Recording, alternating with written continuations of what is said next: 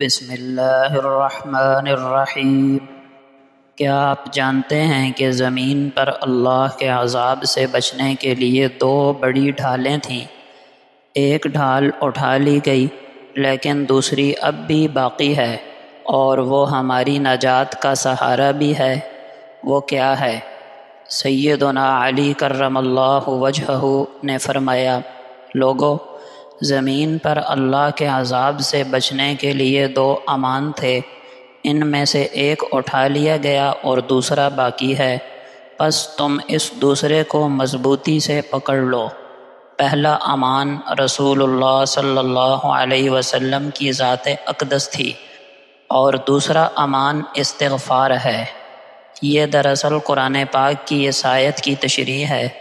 اللہ پاک فرماتے ہیں، وَمَا كَانَ اللَّهُ لِيُعَذِّبَهُمْ وَأَنْتَ فِيهِمْ وَمَا كَانَ اللَّهُ مُعَذِّبَهُمْ وَهُمْ يَسْتَغْفِرُونَ، یعنی اللہ ایسا نہ کرے گا کہ آپ صلی اللہ علیہ وسلم کے ہوتے ہوئے ان پر عذاب نازل کرے، اور نہ ہی اللہ تعالیٰ ان کو اس حالت میں عذاب دے گا کہ وہ استغفار کرتے ہوں۔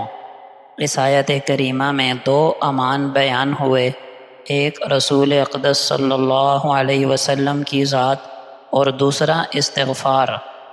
جب نبی اکرم صلی اللہ علیہ وسلم دنیا سے تشریف لے گئے تو پہلا امان اٹھ گیا، اب دوسرا امان باقی ہے، یعنی استغفار۔ پس استغفار عذاب سے حفاظت کا ذریعہ ہے۔ ابو داؤد شریف کی روایت ہے کہ نبی اکرم صلی اللہ علیہ وسلم نے فرمایا، جو قوم استغفار کو لازم پکڑتی ہے، اللہ جل شانہ ان کے لیے ہر تنگی سے نکلنے کا رستہ بنا دیتے ہیں، ہر غم سے نجات عطا کرتے ہیں، اور ایسی جگہ سے رزق دیتے ہیں جہاں سے وہ گمان بھی نہیں کرتے۔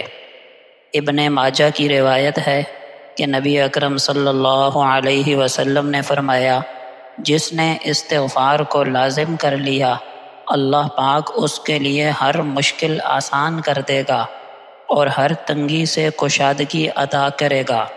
اور بخاری شریف کی روایت ہے کہ آپ صلی اللہ علیہ وسلم نے فرمایا، میں روزانہ 70 سے زیادہ مرتبہ استغفار کرتا ہوں۔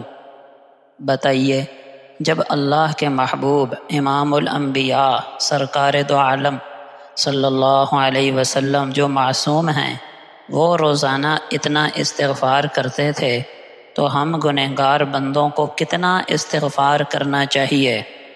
حضرت ابن عباس رضی اللہ عنہما فرمایا کرتے، قرآن کریم میں جو بھی تنگی اور مشکل بیان ہوئی ہے، اس کے بعد اللہ پاک نے استغفار کو اس کا علاج قرار دیا ہے۔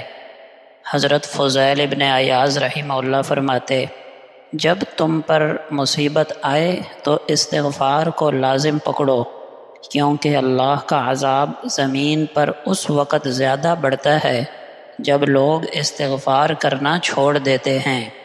محترم دوستوں اور بزرگوں، آج دنیا میں ہم طرح طرح کے فتنوں، پریشانیوں اور آزمائشوں کو دیکھتے ہیں۔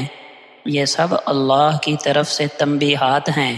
اگر ہم چاہتے ہیں کہ اللہ کا غضب اور عذاب ہم پر نازل نہ ہو تو ہمیں کثرت سے استغفار کرنا ہوگا، انفرادی سطح پر بھی، کہ ہر مسلمان صبح و شام نمازوں کے بعد اور بستر پر جانے سے پہلے استغفار کرے، اور اجتماعی سطح پر بھی کہ امت کو اجتماعی توبہ و استغفار کی طرف بلایا جائے۔ سیدنا علی رضی اللہ عنہ کے اس قول سے ہمیں معلوم ہوا کہ رسول اللہ صلی اللہ علیہ وسلم کی موجودگی امت کے لیے دنیاوی عذاب سے امان تھی۔ اب ہمارے لیے سب سے بڑا سہارا استغفار ہے۔ استغفار صرف زبان سے نہیں بلکہ دل کی سچائی، شرمندگی، ندامت اور عمل کی اصلاح کے ساتھ ہونا چاہیے۔ اگر دل میں شرمندگی نہ ہو اور گناہ چھوڑنے کا ارادہ نہ ہو تو یہ استغفار نہیں بلکہ یہ توبہ کے ساتھ مذاق کرنا ہے۔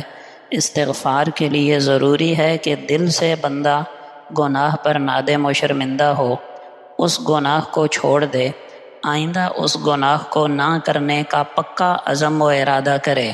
اگر دوبارہ ہو جائے دوبارہ توبہ کر لے، پھر ہو جائے پھر توبہ کر لے، لیکن استغفار کرنا نہ چھوڑے۔